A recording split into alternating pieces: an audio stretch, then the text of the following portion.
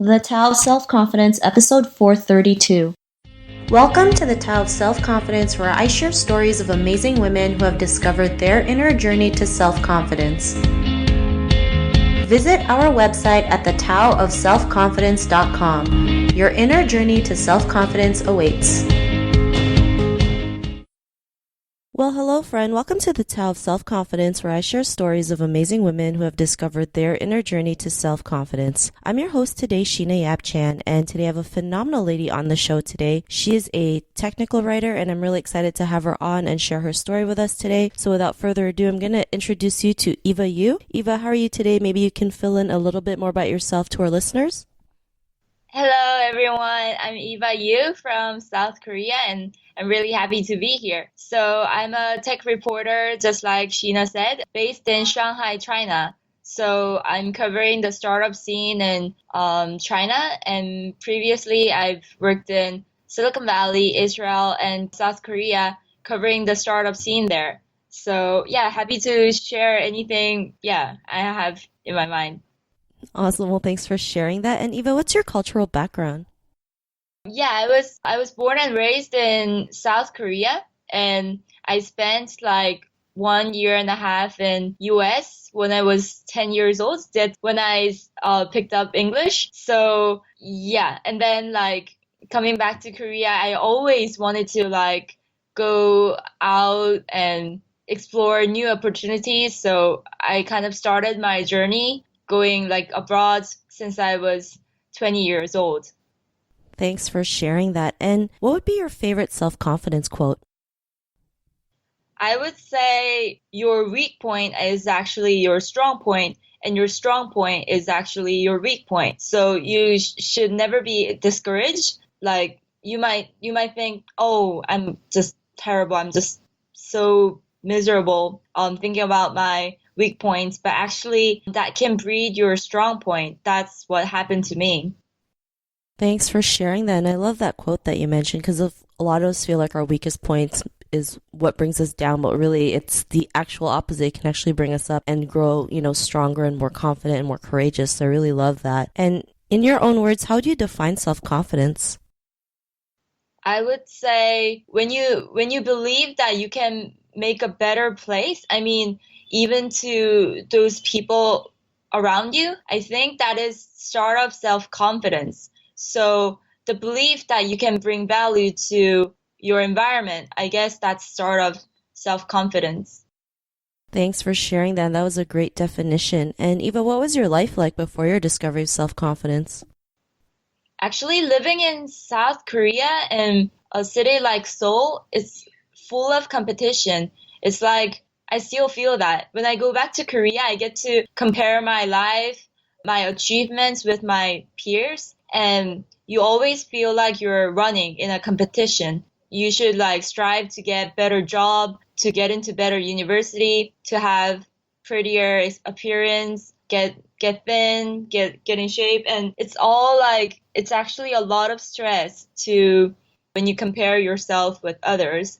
So living in that society, actually I also kind of I was very kind of should I say very miserable in that society, like because when I was 20 years old, I couldn't get into the university I wanted to, and I wasn't so confident in my appearance. So this kind of made me kind of always discouraged for something. And then I guess it really changed when I kind of reached out to other countries and actually traveled there and went to live there. Thanks for sharing that. And sometimes we're really great at the comparing game, right? We feel like we always have to keep up with everyone else and feel like we're not enough. We're not valuable. We don't deserve better unless we go out there and compete with other people, not realizing like we all have our own gifts, our own talents that we can share with the world. And what was that point in your life when you realized that? What was that aha moment?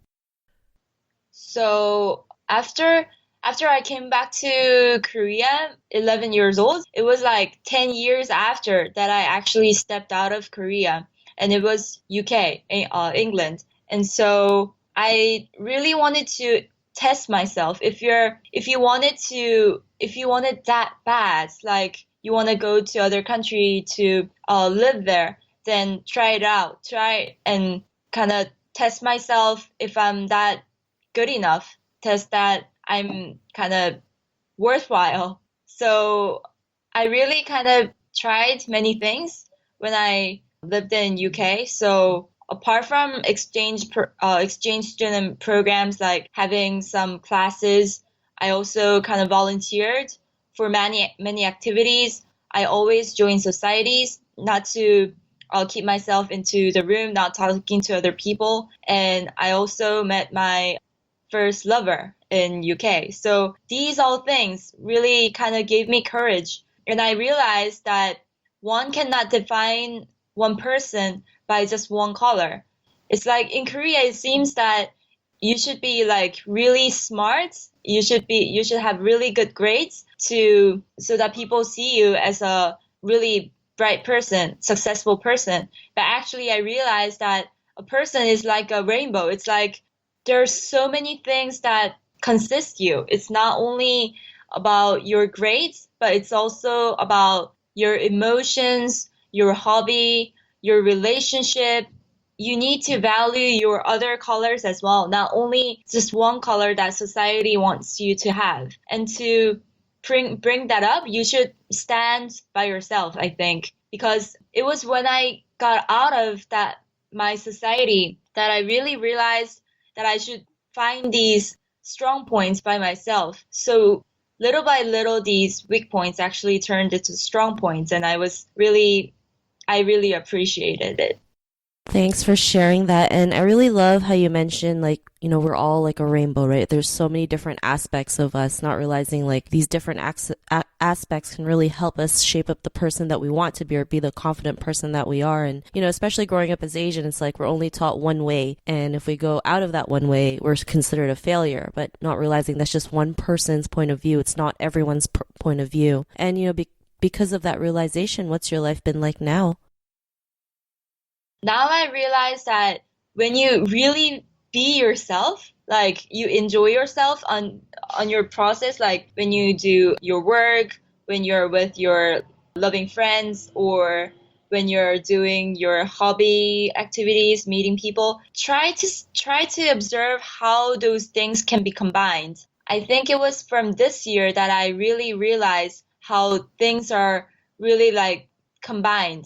So for example, like I like to go traveling, and this time I've been to Vietnam, and as I traveled there, I also interviewed some startups there. So I could see how my interests, my hobby could combine with my work, and also my interests, like finding like cultural differences between countries. So it was like kind of new finding that actually you can be happy while you kind of strive to work. So this all things also gave me more confidence in my work and my relationship with my friends.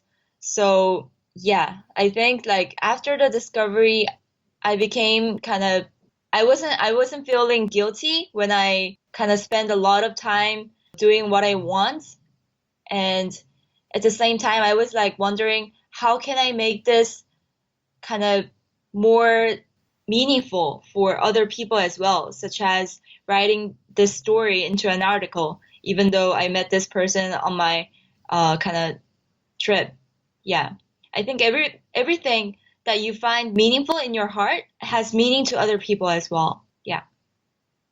Thanks for sharing that. And, that's great. You're able to, find happiness in everything you do, right? Every aspect of your life. I think it's not always, not a lot of people get to do that, right? They feel like they can't be happy doing the things that they love. But here you are, you're a great example. It's like whatever you're doing, you find happiness in everything, which is great. And, to the woman who's listening to your episode, she may be in her own journey of self-confidence. What'd be that one tip you would give to her?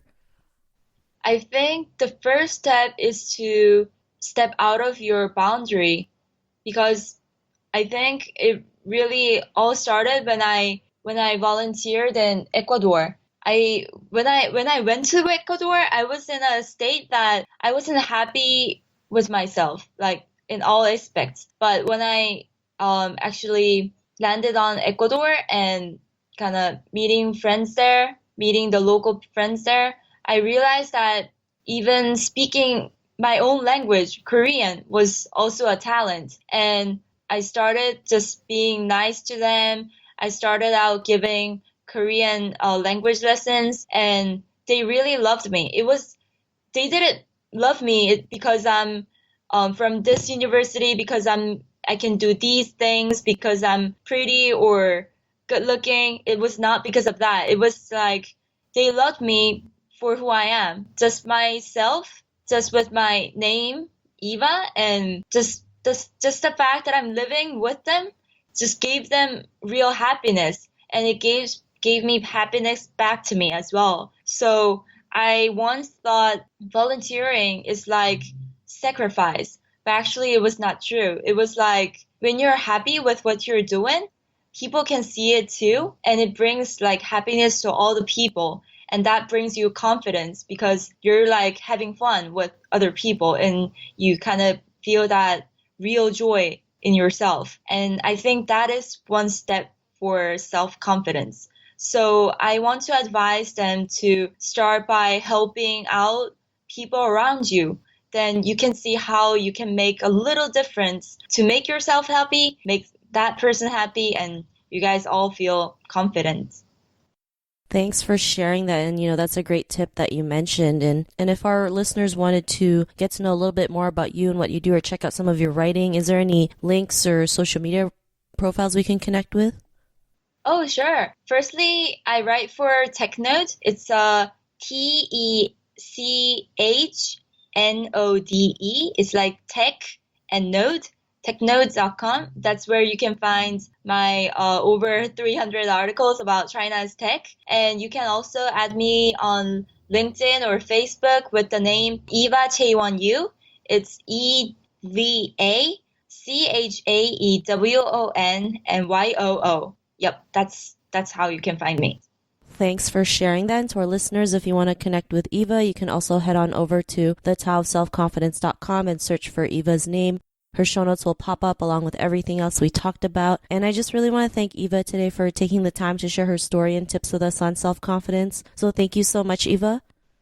Oh, Sheena, thank you so much. It's been, I was very honored actually to be here. Not a problem. It was an honor having you on the show and share your story. And to our listeners, be on the lookout for another new episode of another amazing woman's journey to self-confidence. And we'll talk to you soon. Bye for now. Bye. Thank you. Thank you for tuning in to another amazing episode of The Tao of Self-Confidence. Visit our website at thetauofselfconfidence.com to check out cool resources, blog articles, show recaps, and so much more. Your inner journey to self-confidence awaits.